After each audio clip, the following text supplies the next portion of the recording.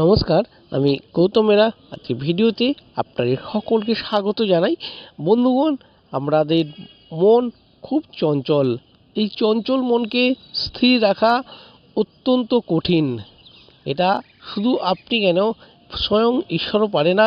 স্বয়ং ঈশ্বর, ভগবান বা গড, আল্লাহ কেউই পারে না তার মনকে স্থির করে রাখতে। একটা মনকে নির্দিষ্ট জায়গায়, নির্দিষ্ট লক্ষ্যর মধ্যে আটকে রাখতে এর কেউই পারে না।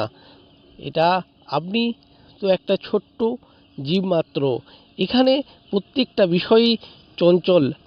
আপনার এই চঞ্চল মনকে স্থির রাখার জন্য অবশ্যই আপনাকে অধ্যাবসায়ের অত্যন্ত জরুরি। একটা কাজ যে করলেন, সেই কাজটা আপনি ভাবছেন যে পরে আমার ঠিক হয়ে যাবে, কিন্তু না। যদি একটা ছোট্ট জিনিস আপনাদের সঙ্গে তুলে ধরি, অবশ্যই বুঝতে পারবেন।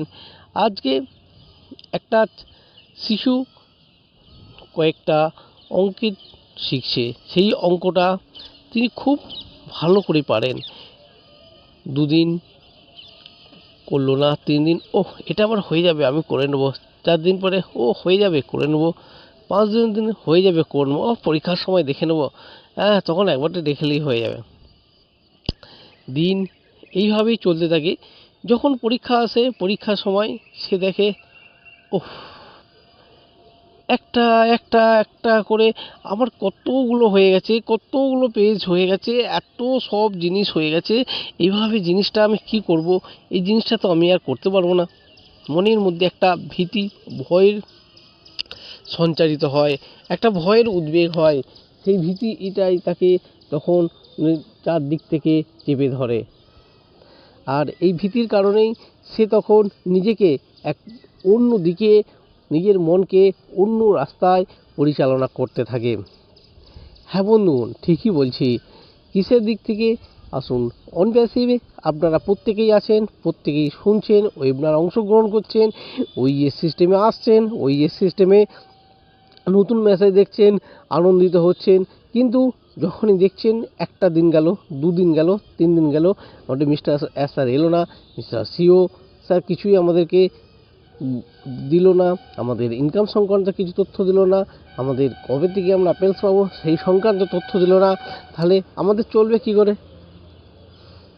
বন্ধুগণ, মিস্টার এস স্যার আপনাদেরকে ইনকাম দিবে বলেছে, কিন্তু এটা কখনোই বলে নাই যে আজকেই দিয়ে দেবো। এটা তিনি কখনোই বলে নাই। দেবে বলেছে, অবশ্যই আপনাকে দেবে।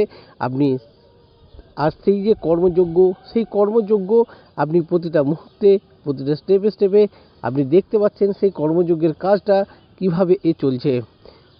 বন্ধুগণ, আপনি ভাবছেন মিস্টার এস স্যার আমাদেরকে দিচ্ছে না, মানে তিনি আমাদের সাথে শত্রুতা করছেন, তিনি কোনো কিছু দিতে চাইছেন না, ইচ্ছা করে তিনি হয়তো নিজের কাছে আটকে রেখেছে।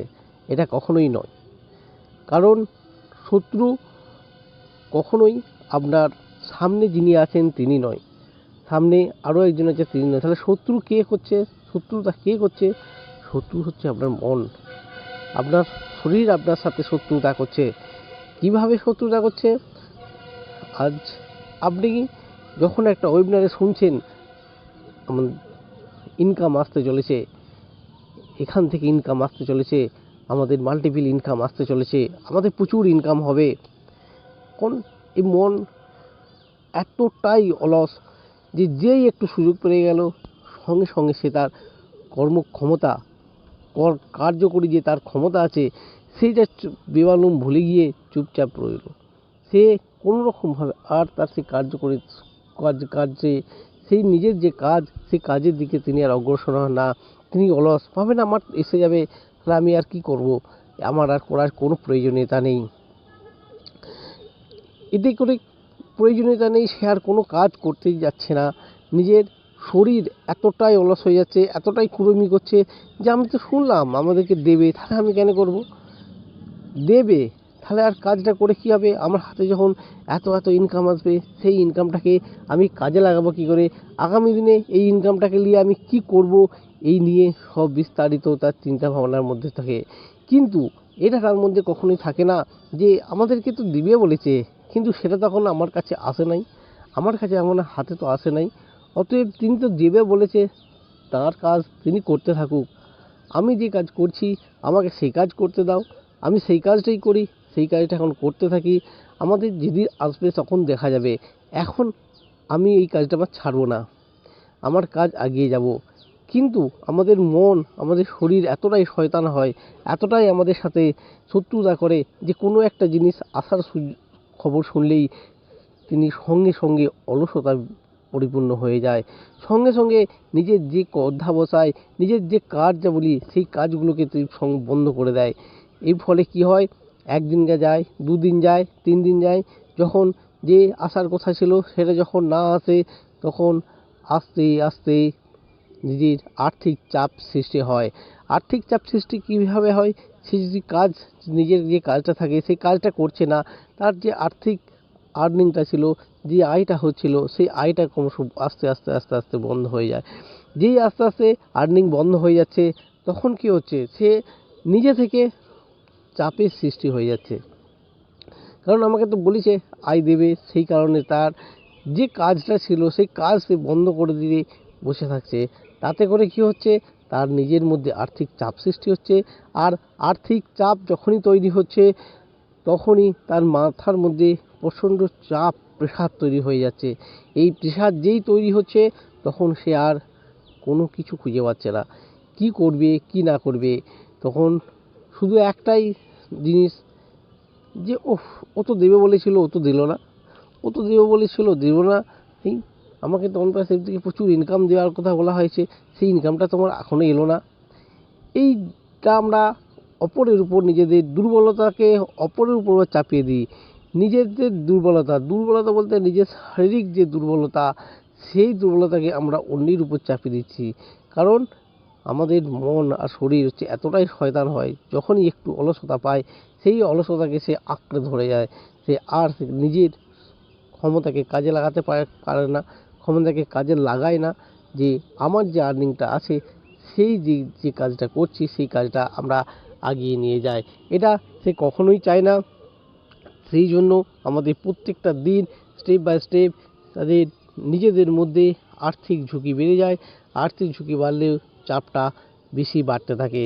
আর তখনই একটা যখন ওয়েবিনার হয়, সেই ওয়েবিনারে মিস্টার এস স্যারের আসার কথা থাকলে তিনি যদি না আসে, সঙ্গে সঙ্গে মাথার মধ্যে দ্বিমত তৈরি হয়ে যায়, মস্তিষ্কের মধ্যে দ্বিতীয় মত চারণ হয়ে যায়। কারণ সেই থেকে তার মধ্যে একটা কুকথা বা দ্বিচারিত কথা তো হয়, সেই দ্বিচারিতা কথায় নিজেদেরকে আরও আরও কয়েক গুণ পিছিয়ে দেয়। কারণ কারণ দ্বিচারিতা কথা বলে তো কোনো লাভ হয় না। কারণ দ্বিচারিতা যখন কথা বলছে, দ্বিচারিতা কথা বলার মধ্যে কি আপনার আর্নিং তৈরি হচ্ছে, আপনার কাছে আয় আসছে না, তাহলে তাতেও আপনি দ্বিচারিতা করছেন। তাতে করে কি হচ্ছে, আপনি আরও ব্যাকফুটে চলে যাচ্ছেন। আপনাকে অন্যরা দেখছে যে ও তো এরকমভাবে কথা বলছে, তার মানে ও নিশ্চয়ই ঠিকঠাক কাজ করছে না, তাহলে সেই দেখে আরও অন্যের ব্যাকফুটে চলে যায়।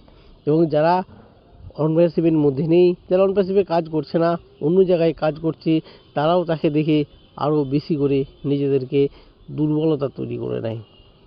এটা অত্যন্ত অত্যন্ত দুঃখজনক কাজ যে আমরা আমাদের মনকে, আমাদের শরীরে যে কার্যক্ষমতা, সেই কার্যক্ষমতা যদি আমরা কাজ না করে থাকি তাহলে নিজেরাই ক্রমশ ক্রমশ চাপ বৃদ্ধি হয়, ক্রমশ চাপ তৈরি হয়। আর সেই চাপের বহিঃপ্রকাশ ঘটে যখন কোনো ওয়েবিনারে মিস্টার এস স্যার আসে না, যখন কোনো ওয়েবিনারে মিস্টার এস স্যার কবে থেকে আর্নিং দেবে সেটা বলে না, আর্নিং অ্যাকাউন্টে কখন আসবে যেটা বলে না, তখনই তার বহিঃপ্রকাশ ঘটতে থাকে। অতএব বন্ধুগণ, আপনারা যখন যেই কাজ করছেন, যেই পেশার মধ্যে যুক্ত আছেন, অবশ্যই আপনারা করতে থাকুন। আপনার আর্নিং আপনার হাতে যখন পৌঁছে যাবেন তখন আপনি চিন্তা করবেন কী করবেন। এখন অবশ্যই অনপ্যাসিভের সংবাদ, অনপ্যাসিভের তথ্য, অনপ্যাসিভের ইনফরমেশন নিতে থাকুন। আর আগে নিজের যে কাজ সেই কাজে অংশগ্রহণ করতে থাকুন।